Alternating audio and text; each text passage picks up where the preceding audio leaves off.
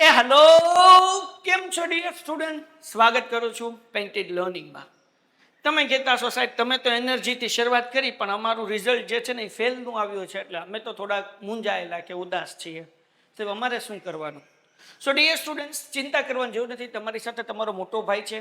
હું તમને સમજાવું, ખાલી તમે એક ફેલ નથી થયા. કેટલા લોકો ફેલ થયા છે, કેટલા ટકા પરિણામ આવ્યું છે, કયા વિષયમાં કેટલા વિદ્યાર્થી પાસ થયા છે, આપણે એ દરેક વસ્તુ સમજવાના છીએ.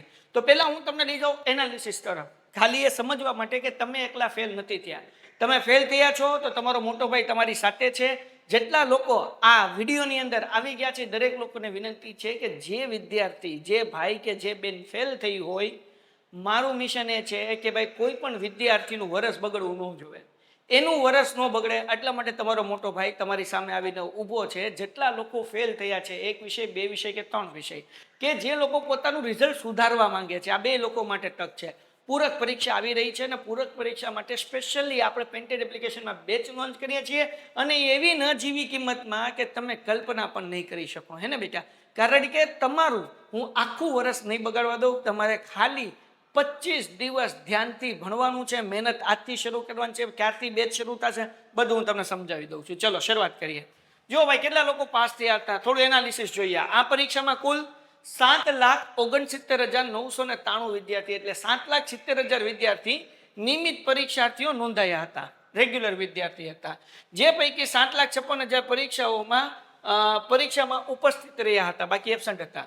પછી 6,34,327 વિદ્યાર્થીઓને પ્રમાણપત્ર ને પાત્ર બનીને નિયમિત પરીક્ષાનું પરિણામ 83.86% જાહેર થયું.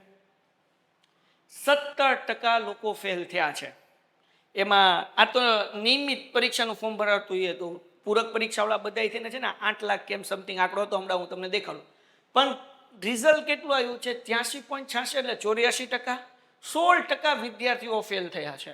ઓકે, જેમાંથી 22,598 પરીક્ષાર્થીઓ સફળ થયા. જો અહીંયા આપણને બધું આ આપણને આંકડા આપેલા છે ને આપણે અહીંયાથી. જ્યારે રિપીટર પરીક્ષા, જો આ રેગ્યુલર વિદ્યાર્થીની વાત, રિપીટર કેટલા હતા? જ્યારે રિપીટર પરીક્ષાર્થી 70,934 પરીક્ષાર્થીઓ નોંધાયા હતા.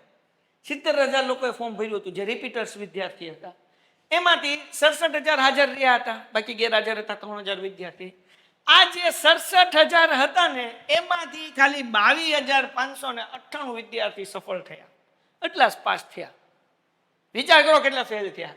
આ રિપીટર જ તમારા ડોહા જુઓ કેટલા ફેલ થયા. આ તો અલગ જ છો, આ તમે 16% તો અલગ. હવે 7 લાખના તમે 16% ઓન એન એવરેજ ગણો તો એ કેટલા થાય? સમજાનું? 16,96 એટલે 1 લાખ વિદ્યાર્થીઓ જે છે રેગ્યુલર જે આ વર્ષે હતા એ ફેલ થયા છે. એ ઉપરાંત આ 70,000 માંથી આપણે 22,000 કાઢી નાખીએ એટલે 70 માંથી 20 ને 48 એટલે 1,45,000 થી 1,50,000 વિદ્યાર્થી આ વર્ષે ધોરણ 10 ની અંદર ફેલ થયા છે. So you are not only one કે ફેલ થયા હોય. એટલે ફેલ થયા તો અહીંયા કઈ જિંદગી પૂરી નથી થઈ ગઈ. 12 ફેલ મૂવી નથી જોયું? ફેલ થયા પછી આઈપીએસ બની ગયા, આઈએએસ બની ગયા. બાપુ તમે કદાચ એક વખત તમે આળસ કરી, એક વખત તમે નોર્મલ રહ્યા, એક વખત તમે ધાર્યું એમ કે અલગ પેપર આવ્યું, નો સારું પરફોર્મ થયું, ઇટ્સ ઓકે. હવે તમારા લોકોને મહેનત કરવાની છે P3 બેચની અંદર, બરાબર ને? P3 શું છે? પૂરક પરીક્ષાની પાઠશાળા, હે ને? હાલો હજી હું તમને એક મસ્ત આંકડો દેખાડું. હજી એક મસ્ત આંકડો દેખાડું. જો હજી એક મસ્ત આંકડો દેખાડું. કેમ ગયું? હાલો અહીંયા આવી જાઓ. ટંટણા, જો મેં આમ કરીને જ રાખ્યું છે. ગુજરાતી ફર્સ્ટ લેંગ્વેજ, ગુજરાતી મીડિયમના વિદ્યાર્થીઓ કેટલા રજીસ્ટર થયા હતા, કેટલા ફોર્મ ભર્યા હતા? 6,48,000. અને એમાંથી 6,33,000 પેપર દેવા ગયા હતા. ગુજરાતી વિષય, પર્ટિક્યુલર વિષયની વાત થાય છે. બાકી બધા ગેરહાજર રહ્યા હતા. જો બોર્ડના પેપરમાં માણસો ગેરહાજર રહ્યા હશે, એની કઈ મજબૂરી. તો આ જે છે 6,33,000 માંથી 5,84,000 વિદ્યાર્થી પાસ થયા. તો 6,33 માંથી 5,84 તમે માઇનસ કરો મોટા માટે, તો 84 ને હોલ કેટલા થયા? 6 અને 33 ઓલા, એટલે 33 39 49,000 વિદ્યાર્થી ગુજરાતીમાં ફેલ થયા છે. સમજાણું? પછી હિન્દીની વાત કરીએ, ફર્સ્ટ લેંગ્વેજ એટલે જે હિન્દી મીડિયમ વાળા છે એની વાત કરીએ. 16,000 વિદ્યાર્થીએ રજીસ્ટર કર્યું હતું, 15,914 વિદ્યાર્થી હાજર રહ્યા, એમાંથી 14,840 પાસ થયા.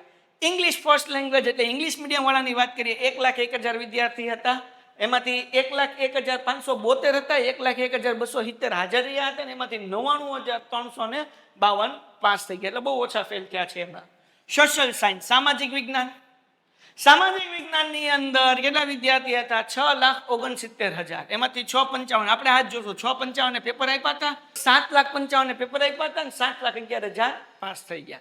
એટલે 55 માંથી 11 મોટા માટે કાઢો ને એટલે 44,000 જેવા ફેલ થયા છે.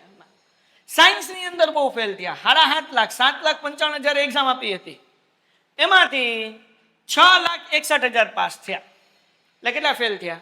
આપણે 660 ગણો, 660 ને 40 એટલે 7,40,000 ને 55 એટલે 95,000 વિદ્યાર્થી સાયન્સમાં ફેલ થયા છે.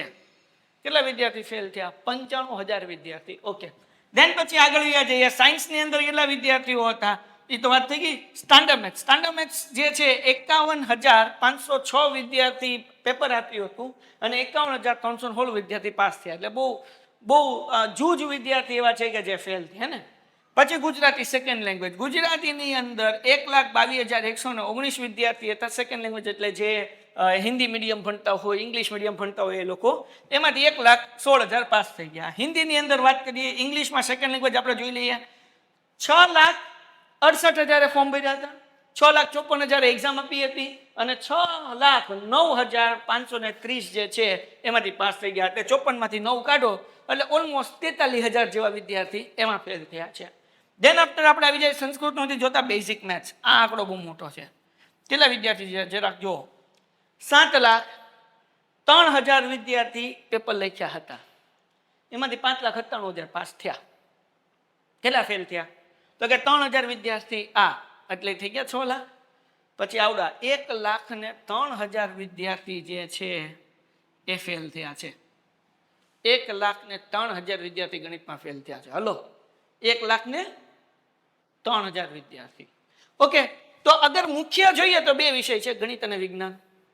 કોઈક એક વિષયમાં ગયું હોય, કોઈક 2 વિષયમાં ગયું હોય. સાહેબ કેટલી વિષયમાં ફેલ થયા હોય તો ફરીથી એક્ઝામ આપી શકાય?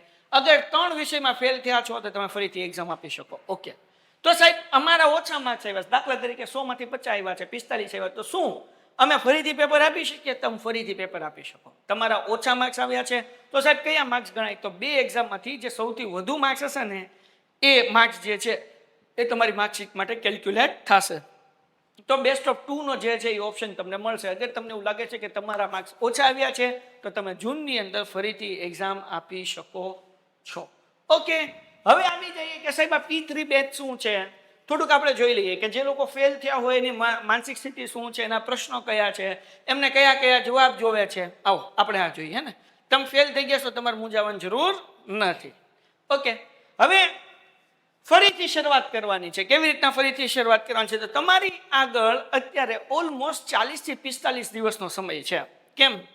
આજે જ્યારે હું આ વિડીયો શૂટ કરી રહ્યો છું ત્યારે થઈ છે 7 મે. તમારા લોકોને એક્ઝામ હશે 12 જૂનથી લઈને 21 જૂનની વચ્ચે તમારા લોકોને એક્ઝામ આવશે દીકરાઓ. 12 થી 21 આપણે એવું સમજીએ 15 જૂને પેપર છે સમજવા માટે. તો તમારી આગળ કેટલા દિવસ છે ભાઈ? તો કે ભાઈ 15 મે થી 15 જૂન, 1 મહિનો એના આગળના 7 દિવસ, એટલે 1 મહિનો 7 દિવસ એટલે 37 દિવસ જેવા તમારા હાથમાં છે. પછી કદાચ 2-5 દિવસ 18 જૂને ગયું, 20 ગયું તો એ એકાદ આપણને વધારે દિવસ મળે, એને આપણે નથી કેલ્ક્યુલેટ કરતા, પણ નોર્મલી 1 મહિના જેટલો સમય તમારી પાસે છે. ઓકે, હવે આજથી તમે મહેનત કરવાની શરૂઆત કરો. આજથી જ સાહેબ અમારે કેવી રીતના શરૂઆત કરવી? એક તો પેન્ટેડ એપ્લિકેશનમાં આપણે બેચ લોન્ચ કરીએ છીએ. આ બેચમાં જોડાવા માટે ડિસ્ક્રિપ્શનમાં નીચે ફોર્મ આપ્યું છે. P3 પૂરક પરીક્ષાની પાઠશાલાનું ફોર્મ ભરો. તમારું નામ, તમારો નંબર, તમારું ગામનું નામ, બરાબર, કયા વિષયમાં ફેલ થયા છો એ લખો. આપણે 3 વિષય જે છે પ્લાન કરી રહ્યા છીએ. એક છે ગણિત, પછી છે વિજ્ઞાન, પછી છે સમાજ. આનું આપણે કરાવશું અને એના માટે અમે ઓલરેડી મટીરિયલ બનાવી નાખ્યું છે. આ જો આ સમાજનું મટીરિયલ છે, આ બુક બની જશે બેઝિકલી. આ ખાલી અમે ચેક કરવા માટે કે કેવું દેખાય છે. આ 40 પેજ તમારે કરવાના છે અને આ વસ્તુ અમે લાઈવ લેક્ચરમાં તમને સમજાવશું, તમને ભણાવશું. તમે આટલું કરી લીધું એટલે આરામથી 80 માંથી તમારા 70+ માર્ક્સ આવી શકે છે. પણ શરત છે તમારે આખું સમાજનું એટલું જાડું મટીરિયલ નથી કરવાનું. તમે કોઈ પણ પ્રકાશન લઈ લેશો, સમાજનું એટલું જાડું મટીરિયલ હશે, જાઓ તો આપણું પેન્ટેડનું જ લેતા હો, સમાજનું મટીરિયલ લેતા હું તમને દેખાડું. આટલું જાડું મટીરિયલ નથી કરવાનું. તમારે ખાલી આ કેટલા 40 થી 45 પેજ કરવાનું છે. આની અંદર બધાય ચેપ્ટરના IMP પ્રશ્ન આવી ગયા છે. આમાંથી તમે ઓપ્શનમાં કાઢી શકશો. એ અમે તમને લાઈવ લેક્ચરમાં સમજાવીશું, બરાબર? ઓકે, પછી શું છે ભાઈ? શીખો અને સુધાર કરો. તમારી જે ભૂલ પડી છે એ ભૂલ હવે પાછી ન પડે. જે તમે ભૂલ કરી હતી એ ભૂલ પાછી કરવાની નથી. હવે તમારે આગળ વધવાનું છે, રાઈટ? અને પોતાની જાત ઉપર વિશ્વાસ રાખો. તમે અમારી ઉપર વિશ્વાસ રાખો. અગર તમે લોકોએ એકે લેક્ચર પાડ્યો નહીં, લેક્ચરમાં જે કમાયું એટલું તમે, હવે તમે સ્કૂલે નથી, તમે ટ્યુશન નથી, આખો દિવસ તમે ફ્રી છો, અમે જે આજે ભણાવ્યું લાઈવ લેક્ચરમાં તમને પાકું કરવા આપ્યું, તમારો ગોલ છે કે આવતીકાલે તમારે પાકું થઈ જવું જોઈએ. સમજાઈ ગયું? તો પૂરક પરીક્ષાની અંદર મજા આવી જવી જોઈએ. ધેન એના પછી સફળતામાં ચોક્કસપણે જે છે સમય લાગશે પણ જરૂરથી મળશે. વિશ્વાસ રાખો, સફળતા 100%, 110% તમને મળશે. ઓકે, જો આ P3, આ સમાજનું એટલું જાડું મટીરિયલ, બરાબર ને? આપણું પેન્ટેડનું, બીજા કોઈનું એક્ઝામ્પલ ક્યાં લઈએ? આપણે પેન્ટેડનું લઈએ. અને આ તમારું એટલું મટીરિયલ, તમે આ કરશો એમાંથી જેટલું અગત્યનું છે એ બધું આમાં આવી ગયું છે, 40 પેજનું ખાલી. અને આ મટીરિયલ જે છે અમે તમારા ઘર સુધી પહોંચાડી દેશું અને તમે લોકો સરળતાથી પાકું કરી શકશો અને સારા માર્ક્સે એક્ઝામમાં પાસ થઈ શકશો. સો ડીયર સ્ટુડન્ટ્સ, કહેવાનો મતલબ શું છે? તમારા મોટા ભાઈઓ ગણિતની અંદર હું છું અને મારી સાથે દિગ્વિજય સર છે. અમે બંને લેક્ચર લેવાના છીએ. તમને બબ્બે ટીચર ગણિતમાં મળશે. દિગ્વિજય સર જે છે આ વખતે આપણે ઇન્ટ્રોડ્યુસ કરીએ છીએ. ખાસ કરીને પૂરક પરીક્ષામાં બેઠવાવાળા વિદ્યાર્થીઓને ગણિતમાં અમે 7 ચેપ્ટર જ કરાવશું. આ 7 ચેપ્ટર કરો એટલે તમારા 65 કરતાં ઉપર માર્ક્સ આવે. તમારે આ 7 ચેપ્ટર વારા ઘડીએ રિવાઇઝ કરવાના છે. એના માટે અમે અને દિગ્વિજય સર જે છે એ બેઠા છીએ. બરાબર? આગળ વ્યા જઈએ ભાઈ, મજા આવશે. પછી જુઓ તમે, મજા આવશે, હે ને? તો અહીંયા જે છે તમારે શું હશે તો કે એક તો સોલ્યુશન્સ તમને P3 બેચમાં શું મળશે? તો એક તો તમને સ્ટડી પ્લાન મળશે, તમારે શું લર્ન કરવાનું છે, કેટલું કરવાનું છે, કેટલું થઈ ગયેલું હોવું જોઈએ. નિયમિત ટેસ્ટ હશે.